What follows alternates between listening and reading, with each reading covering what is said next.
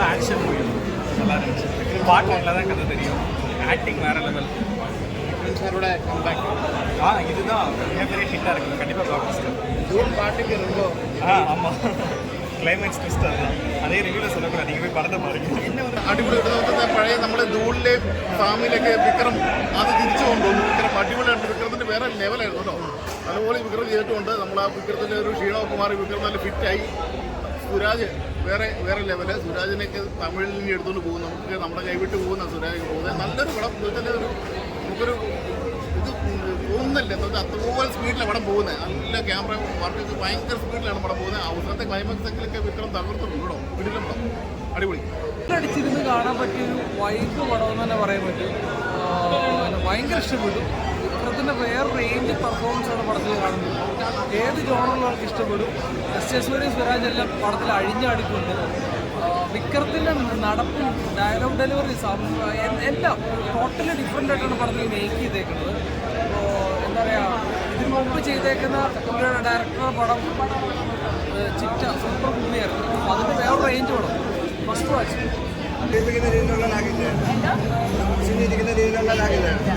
നല്ലൊരു entertainment situation കാണാൻ പറ്റിയൊരു മൂവി. നല്ലപോലെ വന്നിരിക്കാൻ വേണ്ടി ഇത്രയും പറഞ്ഞിട്ടുണ്ടായിരുന്നു. അധികം പോലൊരു റോങ് ആയൊരു പടമാണ്. ഒരു രാത്രി പറഞ്ഞിട്ടില്ല, നേരത്തെ പറഞ്ഞിട്ടുണ്ട്. പുള്ളിയുടെ പെർഫോമൻസിന് ശേഷം നല്ല ആക്ഷൻ അടിപൊളിയായിരുന്നു. ആ ഒരു ക്യാരക്ടർ നല്ലപോലെ. പക്ഷെ ഒരു തമിഴ്നാടൻ ചെയ്യുന്ന പോലെ തന്നെ മലയാളികൾ പറയുന്നില്ല, അവർ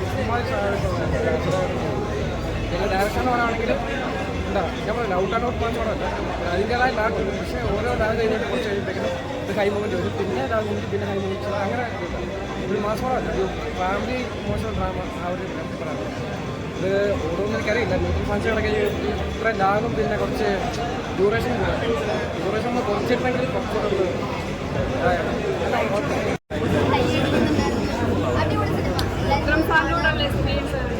അടിപൊളി എക്സ്പീരിയൻസ് ആയിരുന്നു. ഭയങ്കര ഫണ്ണാണ്, ഭയങ്കര രസമാണ് അഭിനയിക്കാനൊക്കെ. എല്ലാവരും സിനിമ കാണുക, സപ്പോർട്ട് ചെയ്യുക. എനിക്ക് പടം കാണാൻ പറ്റിയില്ലാതെ സങ്കടമാണ്. പക്ഷെ നാളെ എന്തായാലും പടം കാണും. ഭയങ്കര സന്തോഷം ഇത്ര വലിയൊരു സിനിമയുടെ ഭാഗമാവാൻ സാധിച്ചു. ചിറ്റയുടെ ഡയറക്ടർ ആയതാണ്. ഭയങ്കര ഹോംലി ഫീലാണ്. രണ്ടുപേരുടെ സാറിൻ്റെയും തുഷാരുടെയും മോളായിട്ട് അഭിനയിച്ചു എന്ന് പറഞ്ഞാൽ ഒരുപാട് സന്തോഷം. എല്ലാവരും പടം കണ്ട് വിജയിക്കും. ചേച്ചി, മോളെ ഇപ്പം തമിഴിൽ ഇത്ര വലിയ ലേജൻസിനോടെ കാണുമ്പോൾ എത്രയുള്ള സന്തോഷമുണ്ട്? പിന്നെ ഭയങ്കര സന്തോഷമുണ്ട്. അവള് പെട്ടെന്ന് തന്നെ ആ ലാംഗ്വേജും ആ ഒരു സെറ്റും ഒക്കെ ആയിട്ട് ഭയങ്കരമായിട്ട് അറ്റാച്ച്ഡ് ആയി. അതിന് ഏറ്റവും വലിയ സന്തോഷം. പിന്നെ അടുത്തൊരു തമിഴ് സിനിമ ഇറങ്ങാറുണ്ട്. അപ്പോൾ ഇതെല്ലാം ഒരുപാട് നല്ല നല്ല വിജയത്തിലേക്ക് കൈവരിക്കാനുള്ള അവസരങ്ങളാണ്. അടുത്തതിന് മറന്നു വരുന്നുണ്ടോ?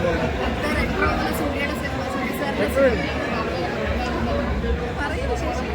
റെട്രോ എന്നുള്ള മെയ് 1-ാം തീയതി ഇറങ്ങാൻ പോകുന്ന സിനിമയിൽ ഞാനുണ്ട്. അപ്പോൾ അതും കാണുക. പിന്നെ ഈ തീരെ സൂര്യൻ എന്നുള്ള ഫിലിം എല്ലാവരും കാണുക, സപ്പോർട്ട് ചെയ്യുക. റിവ്യൂസൊക്കെ നല്ല റിവ്യൂസ് അറിയിക്കുക.